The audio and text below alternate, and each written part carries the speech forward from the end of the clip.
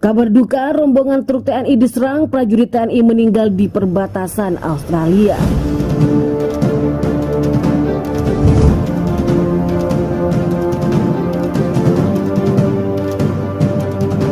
Halo Sobat Garuda, kabar duka datang dari perbatasan negara Republik Indonesia dengan Australia. Salah satu prajurit terbaik Tentara Nasional Indonesia meninggal dunia. Sertu Muhammad Bagus Saputro meninggal dunia dalam melaksanakan tugas negara dalam memperebutkan kedaulatan Republik Indonesia dengan Australia. Berdasarkan informasi yang didapatkan Viva Militer Jumat 23 Desember, selama melaksanakan tugas Satgas Pamtas Republik Indonesia Malaysia, Sertu Muhammad Bagus Saputro, prajurit TNI yang memegang jabatan sebagai Bintara Penerangan Poskotis Yonif Mekanik 643 Wanara Sakti, iringan pukulan truk militer TNI mulai memasuki wilayah timur Australia. Namun di tengah perjalanan, ledakan dahsyat terdengar tepat di samping rombongan truk militer TNI.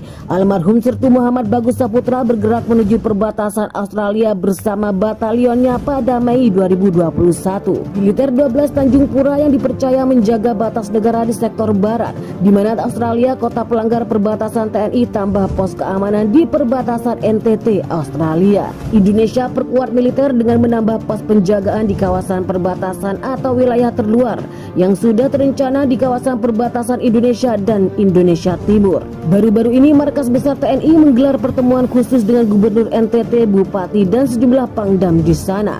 Pertemuan itu juga membahas soal pembangunan mercusuar di kawasan sengketa di Pulau Pasir, Nusa Tenggara Timur. Saat ini ratusan tank TNI bergerak ke perbatasan Australia. Pergerakan masih kendaraan kurang lebih baja ini membuat posisinya berada sangat dekat dengan negeri Kangguru. Iring-iringan kendaraan tempur TNI yang menandakan persiapan Republik Indonesia bila perang sewaktu-waktu pecah.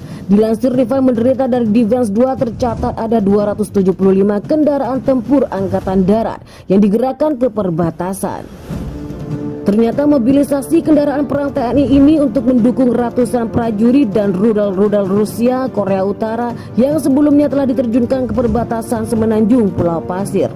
Pengerahan ratusan kendaraan tempur ke perbatasan Australia dikonfirmasi oleh kantor pos operasi militer Angkatan Darat dan pihak pertahanan militer Rusia tadi malam. Dalam keterangannya, otoritas penerangan militer Angkatan Darat menyebabkan pergerakan kendaraan perang TNI sudah terjadi dalam 24 jam terakhir atau sejak beberapa hari lalu. Jawaban atas kalian setiap Australia juga atas saksi kebiadaban militer Australia terhadap Muslim Indonesia dan negara-negara luar yang tinggal di negeri Kangguru kemarin. Ternyata karena ini beberapa negara besar kedatangan siap membantu Indonesia untuk menuntut kembali Pulau Pasir dari Australia. TNI mulai mempersenjatai warga perbatasan menggunakan sisi serangan penyusup dari penyakit Australia.